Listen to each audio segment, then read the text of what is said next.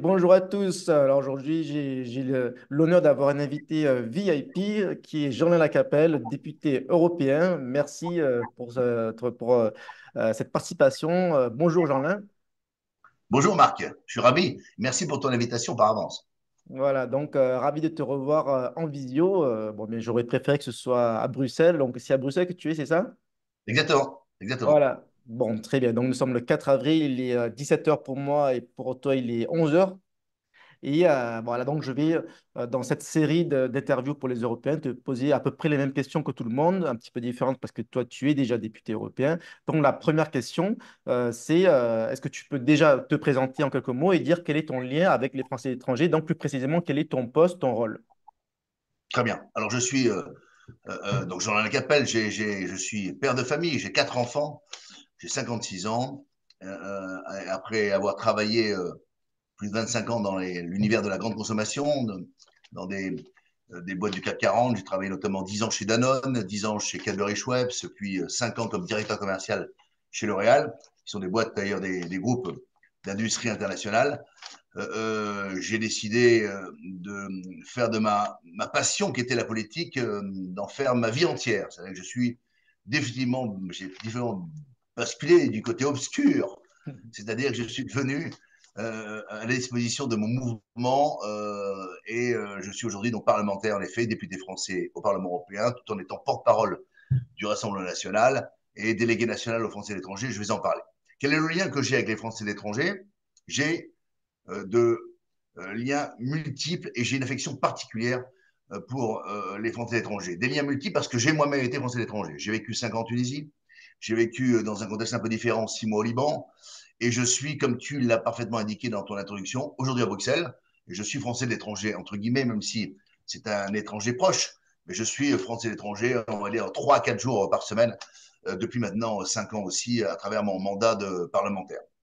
Donc j'ai cette affinité, bien sûr, et cette connaissance, même si elle est partielle, donc de la vie d'un Français de l'étranger. Deuxièmement, je siège au sein de la Commission Affaires étrangères ici, au Parlement européen, ce qui aussi favorise et a souvent m'a permis de me présenter des occasions de me déplacer. J'ai été un peu partout dans le monde pour aller exercer des missions d'observation ou rencontrer un certain nombre d'interlocuteurs économiques ou politiques, mais aussi j'ai profité de cette occasion pour essayer de rencontrer des Français, des compatriotes qui vivent à l'étranger, pour essayer là aussi de me rapprocher d'eux et essayer de mieux comprendre leurs préoccupations. Et puis le troisième point, je te le disais dans ma présentation, c'est que je suis délégué national aux Français de l'étranger. C'est une délégation nationale que Jordan Bardella, fraîchement élu président du RN il y a 1 an et demi, a souhaité définir et mettre en place. Il m'a confié cela. Là aussi, je suis frontalement en lien avec des Français de l'étranger, avec une délégation qui est constituée autour de 11 circonscriptions, comme tu le sais très bien, 11 circonscriptions qui ont maintenant chacun leur référent ou leur responsable de circonscription. Ce fut la première mission que j'ai mis en place, une structure d'organisation. Et puis, on est en train d'essayer de développer encore cette délégation qui est jeune, qui a besoin encore de se professionnaliser, de se développer, de s'élargir.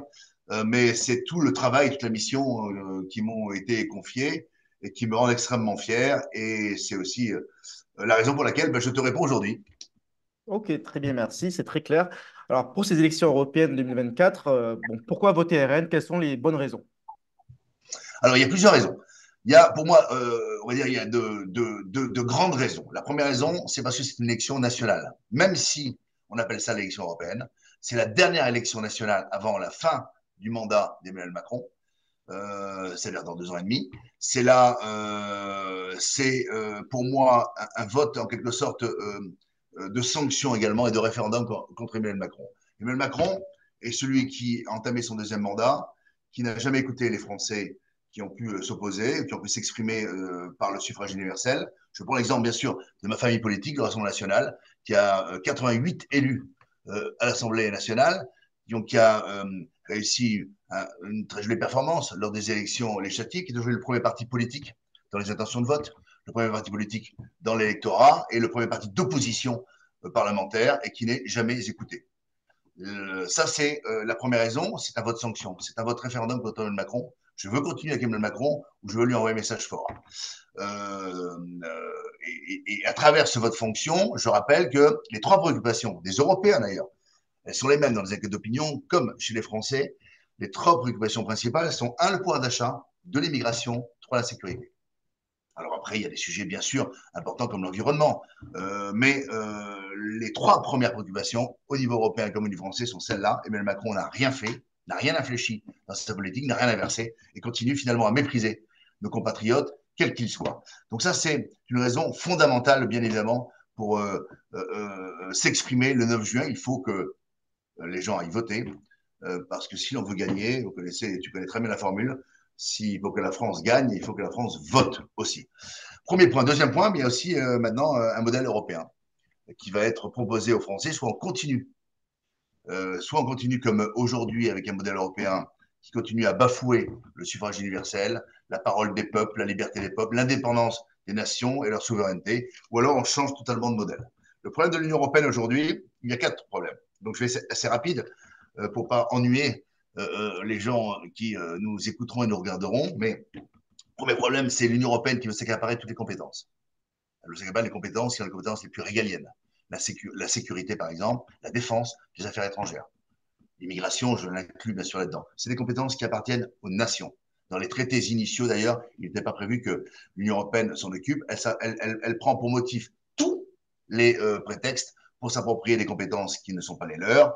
Le Covid, elle s'approprie la santé. La guerre en Ukraine, elle s'approprie la défense.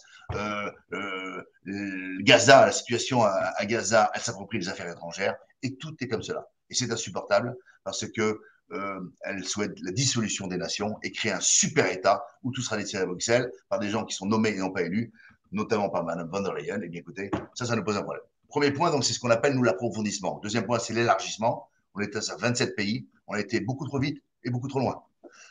Ils souhaitent dans 10 ans qu'on passe à 35 pays. Ça, c'est un véritable problème parce que intégrer des pays comme le Kosovo, comme l'Albanie, comme la Turquie potentiellement, qui sont des pays avec des civilisations, des origines, des histoires et des religions très différentes, c'est un problème sur l'identité européenne, parce que nous sommes des Européens, sur l'identité française, parce que nous sommes aussi avant tout français.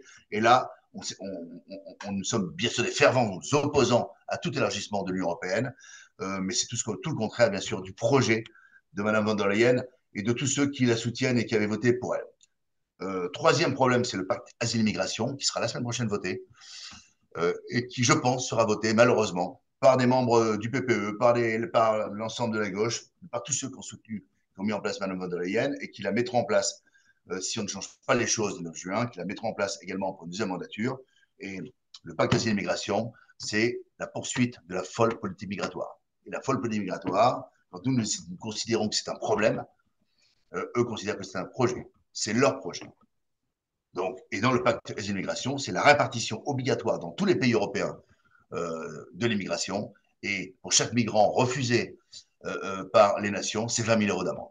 Voilà ce que c'est. En quelque sorte, c'est bien sûr l'interdiction de refouler. C'est Frontex qui continue à ne pas assumer le rôle initial qui était le sien. Frontex est devenu, on le dit très souvent, une agence d'accueil, alors que ça devait être un outil de contrôle et de régulation de l'immigration. Ça, c'est le troisième point. Et le dernier point, c'est le pacte vert. Dans le pacte vert, il y a beaucoup de choses. Il y a beaucoup de choses. Il y a l'écologie punitive, l'arrêt des moteurs thermiques en 2034, ce qui va tuer l'industrie automobile en France, en Italie. L'Allemagne était un petit peu à l'origine de ce projet-là, donc s'y est préparé, sera le grand gagnant, avec probablement la Chine dans l'affaire des batteries. 265 000 emplois qui seront perdus, plus ces emplois périphériques. La France n'a rien fait pour s'y opposer. Ça, c'est des sujets autour de l'écologie, et puis il y a des sujets importants aussi autour de la culture.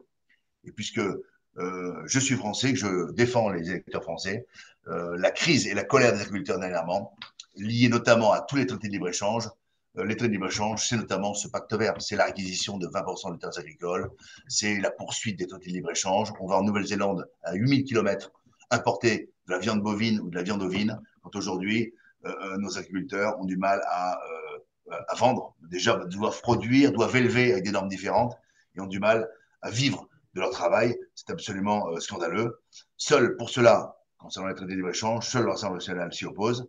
Et c'est pour ça que moi, je me suis engagé au sein du Rassemblement national depuis 40 ans. Mais aujourd'hui, je suis aussi derrière Jordan Bardella parce que c'est lui qui va conduire la liste du Rassemblement national lors des élections européennes. Et c'est pour cela qu'il faut voter pour lui. Ok, alors les Français étrangers, très souvent, ils s'intéressent aux élections présidentielles et un petit peu aux législatives parce qu'ils votent pour leurs députés ou les conseils des Français étrangers, mais historiquement, ils ne s'intéressent pas trop aux élections européennes. Alors, en quoi ça les concerne et pourquoi ils devraient s'intéresser et aller voter dimanche, surtout qu'ils ne peuvent pas voter par Internet? Pourquoi ils devraient prendre du temps au lieu d'aller à la plage ou ailleurs? En quoi ça les concerne? Ben, notamment, alors il y a plusieurs sujets, notamment le sujet de la diplomatie. Et je sais pas si, je pense que tu es même très au courant parce que je te suis sur les réseaux sociaux et tu es un Français étranger de très longue date.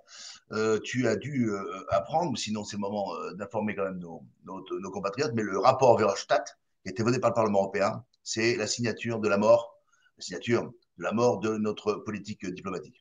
Emmanuel Macron, en France, d'ailleurs, a supprimé le corps diplomatique. Hein. Donc la suppression du corps diplomatique, elle est décidée à Bruxelles, elle est déclinée dans les nations européennes qui sont soumises à Bruxelles. C'est le cas de la France, et ça veut dire demain des impacts directs pour les Français étrangers. Hein. Les statuts, les allongements de délais de procédures administratives, les visas, sur un certain nombre de choses. Demain, on n'aura plus nos ambassadeurs, on n'aura plus nos consulats, on n'aura plus nos relais qui représentent la France, on aura des référents qui dépendront de l'Union européenne et bien évidemment, on perdra en efficacité, en représentation et en rayonnement.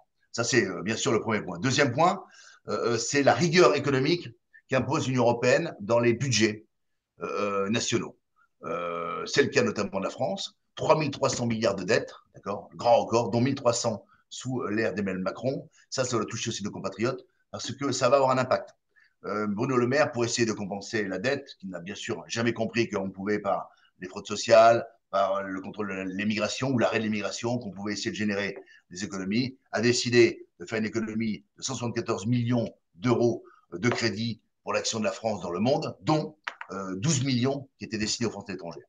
Donc ça, c'est de l'argent en moins pour les Français étrangers. Donc c'est du confort en moins et c'est bien évidemment un impact direct qui va toucher leur vie quotidienne. Le troisième point, c'est la sécurité. Alors bien sûr que quand on est là où tu es, Marc, mais qu'on soit en Amérique du Sud, qu'on soit ailleurs, on n'est pas touché par la sécurité, en effet, en métropole, en France. Mais en nos familles sont touchées. Et Marc, tu as certainement des liens familiaux en France. J'ai beaucoup d'amis, moi, à l'étranger, énormément, qui, au Canada, par exemple, mais qui ont des parents, des grands-parents, des frères et sœurs, des amis. Eh bien, c'est aussi pour eux qu'il faut se battre contre l'immigration, parce que l'immigration, c'est aussi une source de l'insécurité. Et une fois de plus, je le répète, toute l'immigration n'est pas délinquance, insécurité. Mais enfin, quand on a 25% d'immigrés dans nos prisons, 25% de la population carcérale, quand plus de 50% des mineurs déférés au parquet de Paris sont étrangers, oui, il y a bien sûr un lien entre l'immigration et la sécurité. Et nous devons, bien sûr, nous protéger nos familles qui, elles, n'ont pas eu la chance ou l'opportunité de pouvoir partir en expatrié ou partir s'installer à l'étranger. Et puis, le dernier point, et là, je touche l'affectif des gens, et parce qu'on a un devoir civique aussi. Avant d'être français d'étranger, on est français. Euh, et être français, c'est assumer son devoir civique, c'est aller voter. Et aller voter, rien de mieux que de voter pour la liste Jordan Bardella. C'est ce que je souhaite à tout le monde. Et c'est ce que je me souhaite le 9 juin prochain. Ok, très bien. Bon, en tout cas, concernant la sécurité, c'est pas seulement les liens familiaux que j'ai en France, mais moi-même, je suis confronté si je rentre en vacances. Donc, tous les Français et l'étranger sont confrontés. Et puis, même s'ils ne rentrent pas, ils voient aux infos. On est patriote dans l'âme. Et quand on voit la France, les émeutes, etc., aux infos, ça nous fait quand même mal au cœur. Donc, on est quand même impacté. Voilà. Mais donc, C'est vrai. bon, parlons franchement, beaucoup de Français de l'étranger, donc, notamment dans le camp, enfin la droite, sont d'accord avec tout ce que tu viens de dire. Sauf à la question, peut-être un sujet qui est en fait, beaucoup trouvent que le RN est trop de gauche sur les questions économiques. Qu'est-ce que tu leur réponds? Mais il faut toujours trouver des arguments hein, quand on s'oppose à des adversaires, à des concurrents en quelque sorte. Moi, je me souviens, ça fait 40 ans que je suis donc adhérent et que je suis dans ce combat politique et dans la famille patriote. Mais je me souviens, au départ, on nous agressait, on disait ah l'immigration, ils sont d'extrême droite. Aujourd'hui, on s'aperçoit que finalement, c'est un argument qui ne prend plus, car la majorité des Français aujourd'hui partagent nos convictions. Quand on parlait de l'échec, des mots du mondialisme, on disait ah, ça y est, voilà, ils veulent refermer leurs frontières, on ne peut plus commercer. Non, non aujourd'hui, tout le monde se rend compte qu'on était trop loin dans les délocalisations, dans le mondialisme, qu'on a désindustrialisé la France et qu'il est temps de relocaliser pour relancer la croissance économique et pour protéger nos entreprises. Alors aujourd'hui, maintenant, le grand argument, en effet, de nos adversaires ou de nos concurrents, c'est nous sommes de gauche, économiquement. Mais moi, je ne le crois pas. Et je crois que d'ailleurs, la gauche comme la droite n'existe pas. Je crois qu'il y a des bonnes idées à prendre à droite comme à gauche. Et on l'a toujours dit, nous ne sommes ni de droite ni de gauche, nous sommes français. Alors, pour répondre à cette question-là, quand on regarde le programme, qui est d'ailleurs en train d'être redéfini économique, et Jean Bardella, dans quelques semaines, dans quelques jours, pardon, présentera un certain nombre de lignes, même si tout ne dépend pas de la politique européenne, hein, ça dépend aussi beaucoup de la politique nationale. Mais quand on a dans notre programme politique comme objectif de relancer et de soutenir en priorité les PME, TPE, PME, c'est 3 millions d'entreprises en France, c'est le poumon économique de la France. Ça me semble pas de gauche. Quand on a pour objectif, et nous sommes les seuls à l'avoir et à l'avoir écrit dès le départ, mais dès d'ailleurs la dernière élection présidentielle, la baisse de l'impôt de production. On est 63e, je crois, en termes de hausse, de niveau pardon, d'impôt de production. Ça, c'est un vrai frein pour nos entreprises parce qu'elles se délocalisent pour être compétitives. Elles vont fabriquer en Pologne. Nous, on veut qu'elles restent en France, qu'elles soient compétitives, qu'elles développent l'emploi, la croissance économique, qu'elles nous aident à relancer ce logiciel économique. Et ça me paraît pas être de gauche de baisser les impôts de production. Quand on est pour la méritocratie, ça me paraît pas non plus ça me paraît pas non plus être un argument ou une orientation de gauche. Quand on est pour la suppression des droits de succession, notamment pour les artisans, pour les paysans, pour qu'ils puissent donner à leurs enfants, à leurs neveux, à leurs nièces, à leurs petits-enfants l'exploitation artisanale ou agricole, ça me paraît pas être de gauche. Donc non, nous ne sommes pas de gauche, nous sommes pragmatiques. Nous avons une politique de bon sens. Et nous serons, et nous avons toujours, à l'Assemblée nationale, c'est d'ailleurs le cas de nos 88 députés, on votera des choses chez LFI si elles sont bonnes et si elles vont dans l'intérêt des Français, comme on votera chez Macron ou chez nos amis républicains, tout ceci est ironique bien évidemment, mais chez nos adversaires républicains, s'il y a des choses qui sont bonnes pour les Français. C'est l'intérêt général qui a toujours primé pour nous. Alors maintenant, soutenir les plus faibles, si cela est être de gauche, eh bien je suis content à ce moment-là d'être de gauche, parce que moi, quand il y a 10 millions de pauvres en France qui vivent avec moins de 1000 euros par mois, quand il y a 6 millions de chômeurs, quand on a des paysans, je le disais, qui avec 350 euros par mois n'arrivent pas à boucler leur fin de mois, quand ils vendent leur lait aux transformateurs, aux coopératives à perte, quand c'est eux que je soutiens, quand je soutiens en effet nos ouvriers, parce que nous sommes le premier parti ouvrier de France, employé de France, quand en effet ces entreprises sont obligées de fermer leurs portes parce qu'elles n'ont plus les moyens d'être compétitives et parce que le gouvernement ne les aide pas, oui, alors là, moi je veux bien assumer d'être qualifié de gauche, mais je crois que ça n'est pas une idéologie de gauche, c'est une idéologie de protectionnisme. Et je suis bien sûr protectionniste, toujours nos entreprises, nos emplois, nos compatriotes avant les autres. Ok, bon, merci, c'est très clair. Une question qui me vient à l'esprit, beaucoup de nos compatriotes critiquent le RN en disant qu'il recule sur certaines de ses positions précédentes, notamment sur l'islamisation. Que penses-tu de l'islamisation et que penses-tu de ce que dit Marine Le Pen en disant que l'islam est compatible avec la République? Non, mais ce que Marine Le Pen veut dire, c'est que l'islam, c'est pas tous les musulmans. Donc voilà, il y a aussi des musulmans qui sont parfaitement intégrés et c'est cet amalgame qu'il ne faut pas faire. Parce que pour avoir beaucoup voyagé dans le monde, il y a un bon islam, il y a un islam très dangereux. Et nous, nous combattons l'islam radical. Celui-ci n'est pas compatible, et on l'a toujours dit. Quand 60, je crois, 63% des jeunes musulmans de moins de 25 ans en France disent que la charia doit primer sur les règles de la République, ça c'est un problème, et ça c'est incompatible. Et nous sommes opposés à l'islamisme. Jean-Marie Le Pen, à une époque, disait que c'était le mal de ce millénaire. Nous continuons à dire que c'est l'un des plus gros problèmes, l'un des plus gros maux à MAUX. Bien sûr que la société française est en train de traverser, de subir. Nous sommes le premier pays en termes d'attentats en Europe, malheureusement. Nous avons subi le Bataclan, rappelez-vous de Charlie Hebdo, de ces professeurs qui n'arrivent pas aujourd'hui à exercer leur mission ou leur liberté d'expression sans qu'ils soient condamnés, menacés, voire assassinés. Marine Le Pen, dans le cadre de son projet présidentiel, a présenté un projet législatif mené par d'ailleurs Jean-Paul Garot, extrêmement clair sur le combat contre l'islamisme, avec la fermeture des mosquées radicales, avec l'expulsion des imams radicaux qui ne respectent pas, avec l'expulsion de tous ceux qui défient la République française, avec la déchéance de nationalité de tous ceux, en effet, qui aujourd'hui nous défient, ne respectent pas nos lois. Le projet contre l'islamisme que Marine Le Pen a mené est extrêmement clair. sans aucune ambiguïté. Et la différence que nous aurons par rapport aux autres, c'est que nous, quand nous serons au pouvoir, nous appliquerons ce que nous avons promis et ceux pour lesquels nous aurons été élus. Donc, l'islam radical ne veut pas s'assimiler, il veut nous combattre, il veut combattre nos valeurs, nos règles, il veut faire sauter la République, il ne s'adapte pas à nos règles républicaines.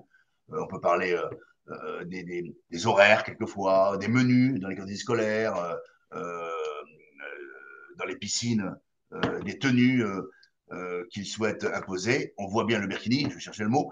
Donc, en effet, il faut combattre cela, avoir aucune ambiguïté avec cela, mais il y a des musulmans qui arrivent à s'assimiler, aux autres qu'ils le fassent, ou sinon, bien sûr, ils n'ont pas leur place en France. Ok. Bon, ben, très bien, tout ça m'a l'air très clair. Bon, j'ai une petite question indiscrète. Alors, la liste, tu seras en quelle position? C'est quand on aura plus d'infos? C'est une très bonne question. Eh bien, écoute, la liste n'est pas encore connue. Jordan Bardella la présentera avant le 9 juin, hein, ça c'est certain. Donc, il va la présenter courant du mois d'avril. Et aujourd'hui, on ne sait pas en effet comment est constituée sa liste. Voilà pour la D'accord. question indiscrète. Ok. Mais Alors, la deuxième réponse n'est pas question encore connue. indiscrète, 2027, Marine Le Pen ou Bardella sera candidat? L'un et l'autre, c'est le ticket gagnant. D'accord. Bon, ok, très bien. Bien répondu. Ben voilà, bon, en tout cas, c'est très, très intéressant. Est-ce que tu as quelque chose à ajouter pour convaincre nos compatriotes et en particulier la droite qui autrefois voté massivement à UMPLR et aujourd'hui un peu plus, on va dire, Reconquête. Qu'est-ce que tu peux leur dire pour le convaincre qu'en fait, le RN est Bon, le vote utile? Est-ce que c'est le vote utile? alors, il se passe il y a un réveil. On a une vague d'adhésion aujourd'hui chez les Français de l'étranger au sein du Rassemblement national. Donc, il se passe quelque chose. On n'a jamais eu nos meilleurs scores chez les Français de l'étranger. Donc, avec tout à fait, avec humilité, je le reconnais. On a été très fort en Outre-mer, très fort dans la ruralité, très fort en métropole. On a, donc, on a, je crois, une expérience de la manière de communiquer et de nous adresser à un certain nombre de populations. Et je crois qu'on n'a jamais su très très bien le faire avec les Français de l'étranger. Donc ça, il faut le reconnaître avec humilité. Maintenant, il y a aussi un problème de mobilisation. Il ne concerne pas que le Rassemblement national. Hein. Il y a très très peu de mobilisation de la part des Français de l'étranger parce que les procédures sont compliquées, la communication est compliquée, parce que les consulats, il y a le vote par procuration, il y a les fameuses tournées qui sont organisées. Tout ça est extrêmement compliqué. Le ministère des Affaires étrangères est très mauvais dans sa communication. Moi, je dis aux gens, il faut aller voter. Il faut s'exprimer. C'est vital, c'est fondamental. Ce vote-là est un point de bascule, je pense, pour cette élection européenne. Comme 2027 sera le point de bascule important pour l'avenir de la France, il faut aller voter. Et donc, s'ils ne savent pas comment aller voter, s'ils ont un problème, s'ils ont besoin de procuration, je les engage à se rapprocher de notre délégation, de nous écrire. Nous avons aujourd'hui identifié et on maîtrise parfaitement exactement toutes les procédures pour aller voter, par procuration ou directement, qui se rapprochent de nos référents de circonscription, qui se rapprochent de la délégation nationale, qui n'hésitent pas à passer par le site internet de l'Assemblée nationale et nous le répondrons à tous et nous essaiera de les accompagner pour qu'ils aillent voter. Surtout, ne vous découragez pas, allez voter, votre vote est indispensable. Alors, comment va se passer la campagne? Est-ce qu'il y aura des visios où tout le monde est invité? Comment est-ce que vous vous organisez? On a organisé des visios, d'ailleurs j'ai commencé à le faire il y a une quinzaine de jours, j'étais en visio avec Pierre Brochet, qui est notre référent, qui habite en Malaisie, un avocat d'affaires, qui était le candidat lors des dernières sénatoriales, et qui est le référent de la 11e circonscription. J'ai organisé une visio avec lui, à un horaire qui était de mémoire vers 10 heures du matin, pour essayer de trouver quelque chose qui corresponde à tout le monde, parce que cette circonscription est extrêmement large, et on avait des gens d'un peu partout qui étaient présents du Kazakhstan, de Thaïlande, de Malaisie, de Russie. On a organisé cette réunion qui est très intéressante. J'avais fait une réunion autour des pays européens quelques semaines plus tôt, et j'en ai fait également une avec Canada, États-Unis. Également, C'est des où là réunions aussi, publiques? pardon. C'est des réunions publiques ou c'est pour les Ouais, c'est militants? des réunions publiques, des réunions qui étaient, on avait envoyé ça aux adhérents, on n'avait pas pu communiquer, ouvrir cela. Alors ceux qui, les amis d'amis, avaient le droit d'y participer. Et donc ces 3 premières réunions que j'ai organisées. Donc il y en a d'autres qui auront lieu, ce sont des visioconférences que j'organise avec les référents. Et puis voilà, difficile d'organiser ensuite d'autres choses. Mais la bonne nouvelle, c'est que d'ailleurs, je crois qu'à l'heure où je te parle, puisque c'est parti hier après-midi, il y a une newsletter nous ont fait partir, destiné aux 1 700 000 d'électeurs, aux 1 700 000 électeurs de nos compatriotes, enfin, des Français de l'étranger, avec un petit mot de Jordan Bardella, avec un certain nombre de points autour de notre programme, avec sa conférence de presse qu'il a amené l'ouverture de sa campagne, avec l'organigramme également de notre délégation nationale, avec tous les points de contact que les gens pourront avoir. Tout ceci est parti. Donc, différents points de communication. On sait que c'est toujours un peu particulier. Il ne peut pas y avoir de meeting. C'est une délégation qui est hors sol, en quelque sorte. Mais au-delà du côté virtuel, elle existe, elle est bien réelle. C'est presque 50% de l'électorat, 5% de l'électorat. Donc, on y est sensible. Moi, j'y suis sensible. Et, euh, et donc, je les engage à se rapprocher de nous s'ils veulent plus de renseignements, bien évidemment. Mais on est là, on ne les oublie pas et on communique comme on le peut avec les vecteurs de communication modernes. Il y a combien d'adhérents de la Fédération des Français étrangers? Bon, écoute, on a à peu près, c'est des chiffres qu'on donne pas beaucoup, mais on a à peu près plus de 2500 adhérents aujourd'hui, mais avec une croissance à deux chiffres. Et voilà, mais comme au niveau national, hein, on a battu des records. On a 60 000 adhérents au niveau national, ce qui n'a jamais été le cas dans l'histoire du mouvement. On a toujours beaucoup de militants. Les adhérents, on a eu parfois des grands pics, mais alors là, on a depuis, sincèrement, les élections législatives, une croissance à deux chiffres permanente. L'élection de Jordan a continué à booster l'électorat, et puis on le voit, hein, c'est pas par hasard que nous sommes crédités d'à peu près 30% pour l'élection européenne, largement devant toutes les autres listes, largement, et voter pour Jean Bardella, voter utile, éviter de disperser ses voix sur d'autres listes. Je crois que c'est important que les gens le comprennent aussi, parce que plus nous aurons de députés, plus nous serons forts pour les représenter et pour essayer de faire basculer un certain nombre de choses au Parlement européen. D'accord, très bien. Bon, ça me semble très clair. Un dernier mot? Non, ben, un dernier mot, Ouais, tu c'est viens ça. de me permettre d'en exprimer plusieurs. Donc, D'accord. merci Marc, merci pour ton... Merci beaucoup, c'est très intéressant et bonne campagne alors. Et à bientôt. Merci beaucoup, au revoir et, à tous nos compatriotes et merci pour cette invitation, cher Marc. À bientôt. Au revoir. À bientôt. Merci.